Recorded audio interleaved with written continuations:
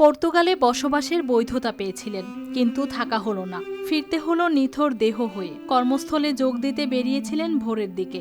মাথার ওপর হঠাৎ ভেঙে পড়ে সিমেন্টের বস্তা। মুহূর্তেই থেমে যায় এই তরুণ প্রবাসীর জীবন সংগ্রাম। 4 বছর ধরে দিনরাত পরিশ্রম করে যে ভবিষ্যৎ গড়ার চেষ্টা চলছিল, তা শেষ হয়ে গেল এক নির্মম দুর্ঘটনায়। 3 ফেব্রুয়ারি পর্তুগাল এক মর্মান্তিক দুর্ঘটনায় আমার ছোট ভাই কামরুল ইন্তেকাল করিয়াছিল। আজ তার লাশ দেশে আসিয়াছে। অনেক মানুষের সাথে চলাফেরা করছে, দুটা পেশা করছে। আরএফএল চেয়ার, ক্ষমতার নয়, সমতার চেয়ার। যদি কোনো ভুল ত্রুটি কইরা থাকে, আমি তার পক্ষ ক্ষমা প্রার্থী। আল্লাহর কাছে ক্ষমা দিতা। সুনামগঞ্জের জগন্নাথপুরে হরিহরপুর গ্রামের আব্দুল মালিকের ছেলে কামরুল ইসলাম। পরিবারে 2 ভাই ও 1 বোনের মধ্যে সবার ছোট। সচ্ছলতার আশায় পাড়ি দিয়েছিলেন পর্তুগালে।